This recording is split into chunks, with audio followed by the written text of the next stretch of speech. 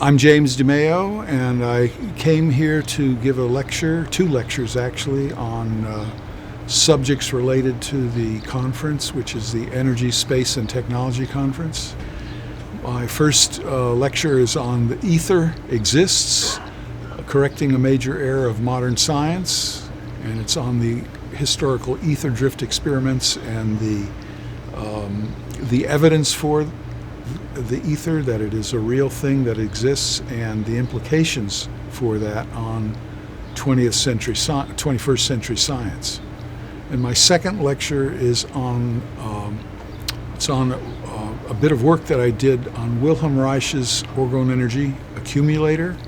And the accumulator has an effect upon water which changes its water structural properties, as I've documented using the methods of spectroscopy. So I'll be speaking on those two issues, which are relevant to the issue of an energy in the cosmos and vacuum of space. I got interested in Reich as a young man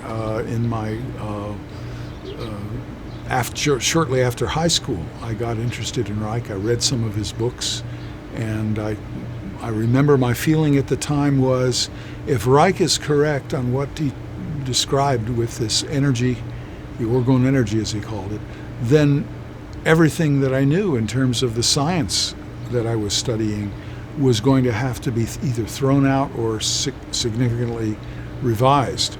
So that was back in around 1970. And I was able to take this work into the university where I studied it openly, and eventually got the doctorate degree for where my research projects were focused upon making systematic scientific analysis and evaluations of Reich's findings. I came to this conference for two reasons. Number one, because the organizer, Aaron Murakami, invited me, and it was a very generous invitation for me to come and lecture. And secondly, because I'm interested in this question of energy in space, and people who are making new findings and trying out new kinds of experiments and devices to use it to run motors and so on. So I was curious as to see what other people were doing, and of course was willing to share my knowledge with the group. My first presentation on the cosmic ether, people will learn that the textbooks on this question of the Michelson-Morley experiment are almost without exception falsified, that the ether was detected by Michelson-Morley back in 1887, and that there was a number of other scientists, most notably Dayton Miller, who was a top-level mainstream scientist of the day, who also detected the ether and did much, much more work on this question than anybody else. He made the largest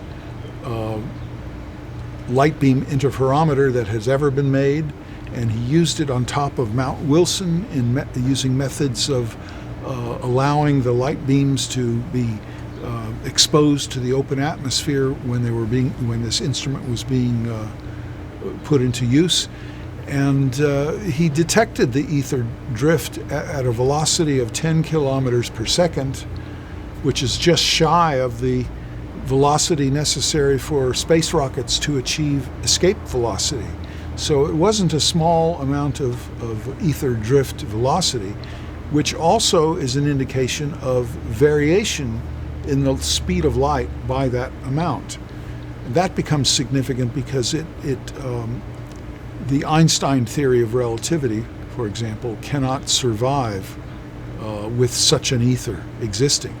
Neither can the Big Bang theory, certain aspects of quantum mechanics, black holes. There's all kinds of things in modern science that are demolished by the existence of the cosmological ether. So I'm presenting the evidence from the history books as well as contemporary research that is not well known, which indicates that the ether is a real thing. It exists, and that it changes so much of modern thinking, modern cosmological theory. Now, the other lecture I'm giving on Wilhelm Reich and the cosmic orgone energy which is even more controversial than ether. Reich was somebody who made discovery of a real life energy. He called it the orgone energy, and he applied it both in medical context for boosting people's immune system and suppressing symptoms of diseases, healing in some cases, and went on to find that this life energy existed in the open atmosphere and in the vacuum of space. So in many respects, Reich's orgone energy, which was a continuum of energy stretching out infinitely throughout space by his thinking, is very close to the older ideas of cosmic ether. So I've done a lot of work analyzing and testing out Wilhelm Reich's work, and most notably there has been a study I did on water structuring, where I found that I could structure water by keeping it inside of an orgone accumulator for a certain length of time. And this was validated by using the methods of spectroscopy. Wow. If people want to contact me or get my books, there are two websites I would recommend. One is my research website. It's orgonelab.org. That's orgonelab.org.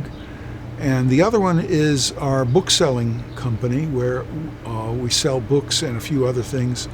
It is naturalenergyworks.net. That's naturalenergyworks, all one word, .net.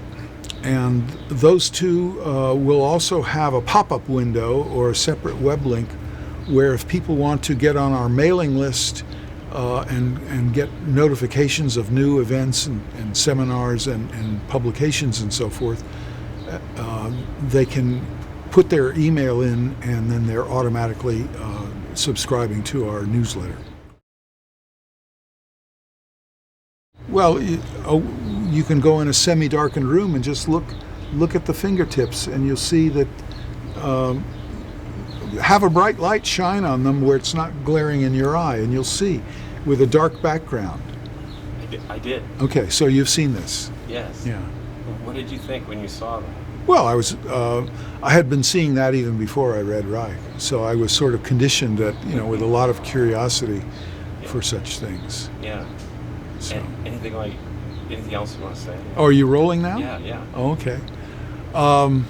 Well, I've seen many things, many strange things, anomalous things in my almost 50 years worth of work analyzing and researching Wilhelm Reich's life energy research. I've seen amazing things in the sky when I was doing research on his cloud busting method. Reactions to the atmosphere that were completely unexpected and that brought a lot of rain.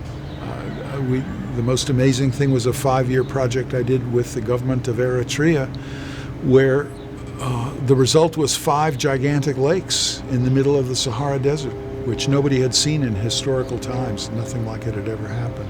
That was pretty amazing. I've seen experiments with the accumulator that showed the growth of mung bean seeds almost twice as tall as the control seedlings. I've seen people use the accumulator who had chronic problems, illnesses of different kinds, and they use the accumulator, and within a couple of weeks of use of the accumulator on a daily basis, and they're recovered. And this is after trying every kind of doctor that there was around with every either pharmaceutical or alternative healing method that you can imagine. So I've seen all kinds of strange things, wonderful things from Dr. Reich's accumulator. And of course, digging into the historical research, this also gave a lot of revelation and historical and theoretical substance to what he had provided to the world.